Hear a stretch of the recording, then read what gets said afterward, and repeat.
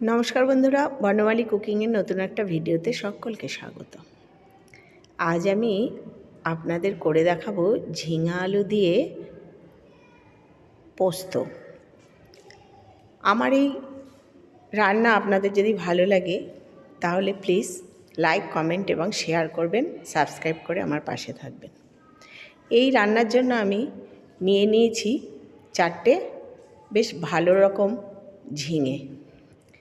ঝিঙেগুলো প্রথমে সুন্দরভাবে ছাড়িয়ে নেব। দেখুন কিভাবে ছাড়িয়ে নিচ্ছি। এটা দেখানোর একটাই কারণ, আপনারা এরকম পিলার দিয়েও ছাড়াতে পারেন ঝিঙে, এবং ভালোভাবেই ছাড়ানো যায়। অনেকেই হয়তো ছাড়ান, আবার বটি দিয়েও যারা পারেন তারা বটি দিয়ে ছাড়াবেন। এবার এই ঝিঙেগুলোকে এরকম ছোট ছোট টুকরো করে নেব। আমি আপনাদের দেখানোর জন্য এটা দুটো ঝিঙে কেটে দেখাচ্ছি, কিভাবে টুকরোগুলো হবে সেটা দেখানোর জন্য। দেখুন কিভাবে আমি টুকরোগুলো করছি। ঝিঙা আলু পোস্ত অনেকেই করেন, এই সময় গরমের সময় খেতে খুব ভালো লাগে। নিরামিষ দিনে একটা খুব পেঁয়াজ রসুন ছাড়া একদম সুস্বাদু একটি রেসিপি। কম তেলে, কম ঝালে, কম মশলায় খুব ভালোই হয় রান্নাটা, এবং আমি এটা যেভাবে করি আপনাদের তা দেখালাম।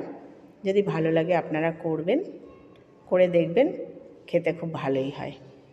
ঝিঙাগুলো কাটার পরে আমি নিয়ে নিয়েছি এরকম মাঝারি সাইজের দুটো আলু। এই আলু আমি পিলারের সাহায্যেই ছাড়িয়ে নেব।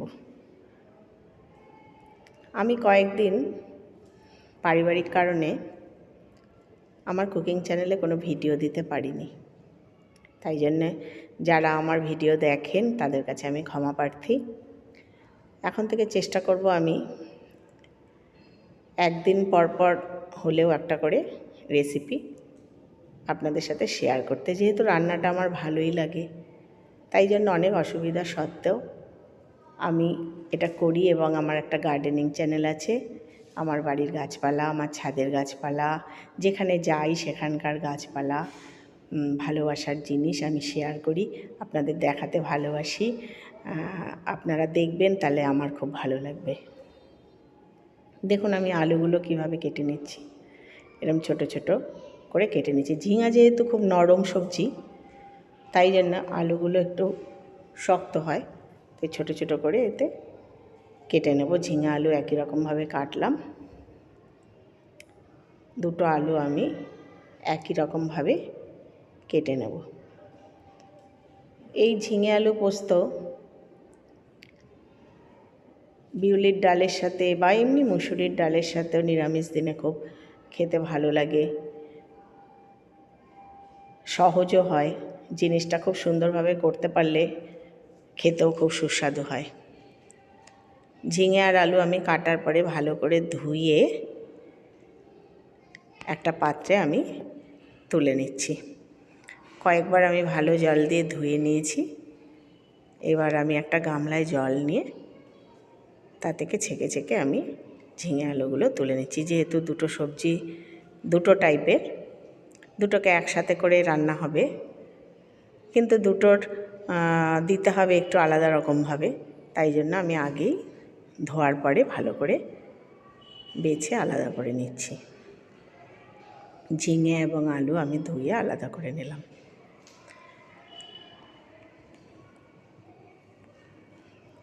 এই রান্নায় যে পোস্ত লাগবে সেই পোস্তটা আমি শিলনোড়াতেই বেটে নেব, কারণ শিলে বাটা রান্নায় বেশি ভালো লাগে। আমি এই পরিমাণ পোস্তর জন্য আমি 2 চামচ, 2.5 চামচ মতো এই পোস্ত নিয়ে নেব, এবং তার সাথে নিয়ে নেব 4টে কাঁচা লঙ্কা ধুয়ে নিয়েছি আমি। এই মশলাটা আমি শিলে বেটে নেব, আপনারা মিক্সিতেও পেস্ট করে নিতে পারেন।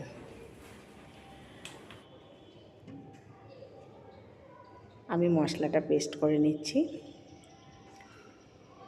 শিলে বাটা মশলার খাবার স্বাদটা একটু আলাদা রকমই হয়, মিশে যায় বেশ সবজির সাথে মশলাটা, তাই জন্যে যদি সময় থাকে তখন শিলেই আমি বেটে নিই।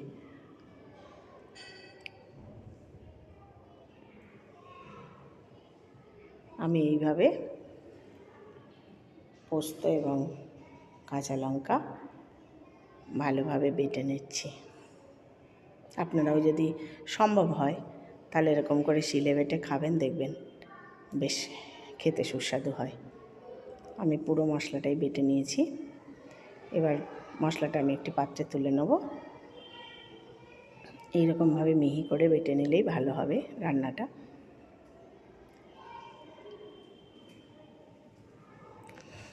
আমি একটা অন্য পাত্রে এটাকে এবার তুলে নেব। এবার শিলনোড়ার মধ্যে অনেক মশলা থেকে যায় এবং সেই শিলনোড়াটাকেও আমি একটু ধুয়ে সেই জলটাকেও রেখে দেবো। অনেক ছোট ছোট মেয়েরা যারা পড়াশোনার পর চাকরি বাকরি করে অনেক সময় অনেক জায়গায় সেটেল হয়, তারা রান্না করার অনেক অসুবিধা থাকে, কিন্তু অনেক কিছু খাওয়ার ইচ্ছা থাকে। তাদের জন্য আমার এই রান্না, তারা যদি আমার এই রেসিপি দেখে রান্না করতে পারে তাহলে আমার খুব ভালো লাগবে। আমার মেয়েও বাইরে থাকে, দুদিন পর পরই এটা ওটা কীভাবে রাঁধবো মা জিজ্ঞাসা করে। সেই জন্য আমার এই চ্যানেলে আমার এই ভিডিওগুলো আমি রাখছি, যাতে আমার মেয়ের মতো অনেকেই সেগুলো দেখে উপকৃত হয়। সহজ সাপটা রান্না যেগুলো ওরা সাধারণত করতে পারবে।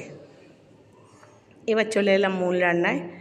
গ্যাসে কড়াই বসিয়ে আমি সর্ষের তেল দিয়ে দিলাম।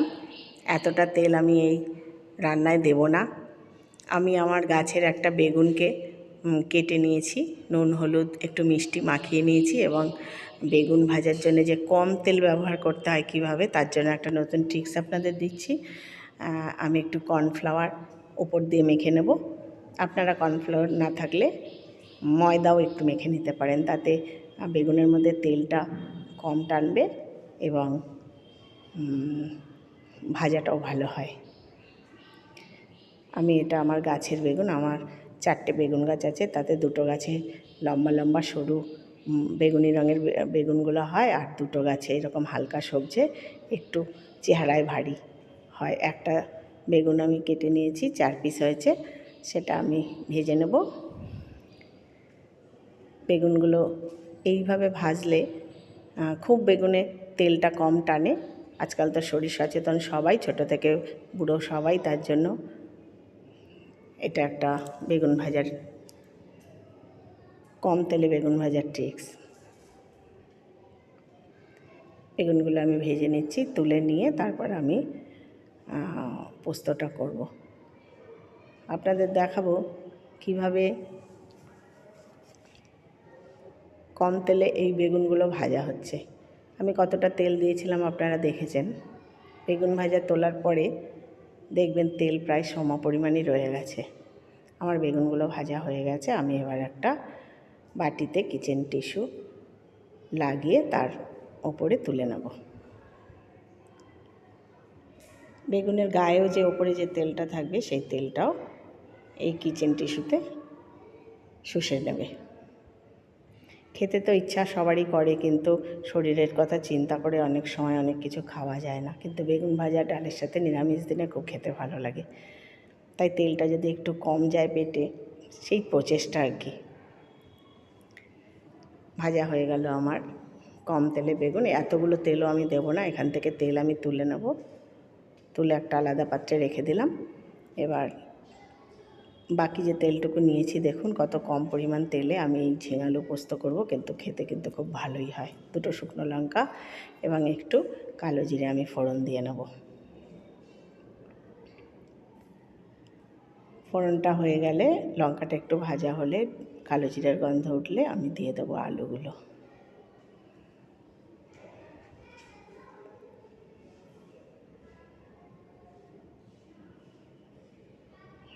আলুগুলো আমি ছেড়ে দিলাম।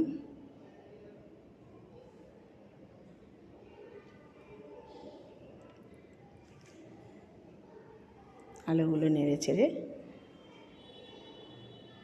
একটু ভাজা ভাজা করে নেব। যেহেতু আলু শক্ত, ঝিঙের থেকে একটু শক্ত হয়, তাই জন্য আলুটা আগে একটু ভেজে নিতে হবে, পরে আমি ঝিঙে দেবো।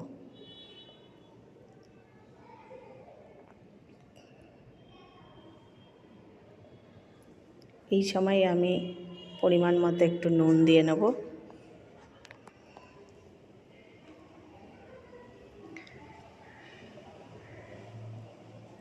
আলুটা একটু ভেজে নিতে হবে।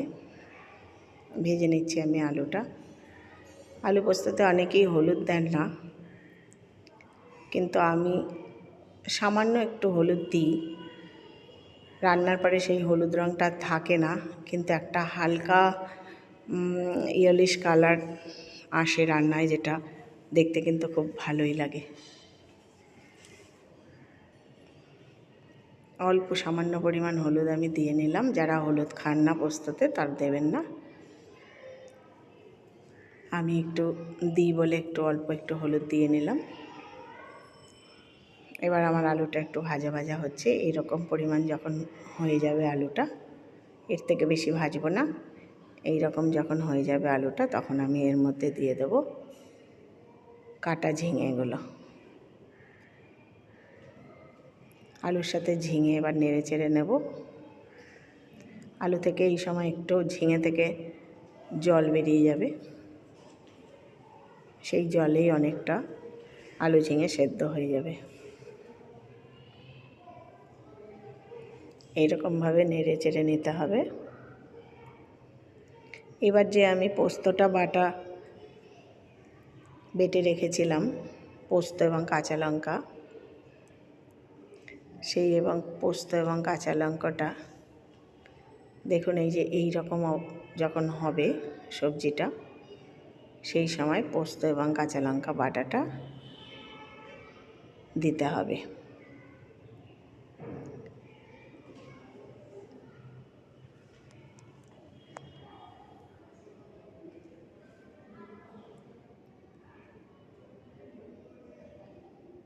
দুটো সবজি একটু ভালোভাবে আমি মিশিয়ে নিচ্ছি।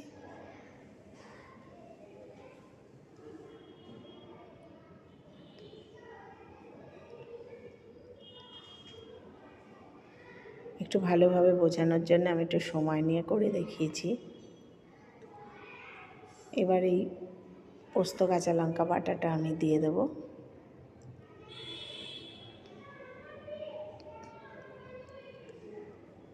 অনেক মেয়েরাই এখন রান্না করতে ভালোবাসে, তাই তারা যাতে ভালোভাবে বুঝতে পারে তার জন্য আমি করে দেখিয়েছি পুরোটাই।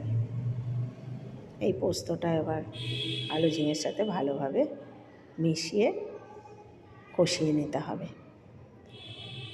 এই কষানো মাঝারি মাপের হবে, ভাজা ভাজা হবে না। তারপরে যে শিল ধোয়া জলটা ছিল, সেই জলটা আমি এর মধ্যে দিয়ে দেব। এবার সুন্দরভাবে আলু ঝিঙে পোস্ত সব কিছু মিলেমিশে দারুণ স্বাদের একটা তরকারি নিরামিষ দিনের তৈরি হবে, যা মুখরোচকও হয়, স্বাস্থ্যকরও বটে। দেখুন ফুটে কি সুন্দর হয়ে গেছে। একেবারে ঝিঙে আলু একসাথে করে মিশে গেছে। আলুগুলো নরম হয়ে গেছে, আর ঝিঙে তো নরমই, ওটা আর দেখতে হবে না। এই সময় আপনারা একটুখানি নুনটা টেস্ট করে নেবেন, এবং যদি লাগে তাহলে একটু নুন দিয়ে নেবেন। আমার আর নুন লাগবে না, দেখে নিলাম, মানে একদম ঠিকঠাক আছে। এই সময় একটু মিষ্টি দিয়ে দিলাম, ছোটো 1 চামচ মতো মিষ্টি এর সাথে মিশিয়ে দিলাম। যারা মিষ্টি খান না তারা মিষ্টি দেবেন না, আমি অল্প একটু মিষ্টি দিয়ে নিয়েছি, চিনি। এবার আমার তরকারিটা হয়েই গেছে, আমি গ্যাসটা কমিয়ে দিলাম, এবং এই ঝিঙে আলু পোস্ততে উপর দিয়ে একটু নামানোর আগে কাঁচা সর্ষের তেল দিলে খুব সুন্দর একটা স্মেল বেরোয়। আমিও অল্প একটু সর্ষের তেল দিয়ে নিলাম, যেহেতু রান্নাটা আমি কম তেলই ব্যবহার করেছি, তাই ওপর থেকে একটু নামানোর আগে কাঁচা সর্ষের তেল দিয়ে এইবার আমি পুরো তরকারিটা নামিয়ে নেব। আমার হয়ে গেছে দারুণ স্বাদের সুস্বাদু ঝিঙে আলু পোস্ত, নিরামিষের একটা ভালো সবজি। আমার কম তেলে বেগুন ভাজা এবং ঝিঙে আলু পোস্ত দুটোই হয়ে গেছে। আপনারা আমার মতো করে একবার খেয়েই দেখবেন, বেশ ভালোই লাগবে।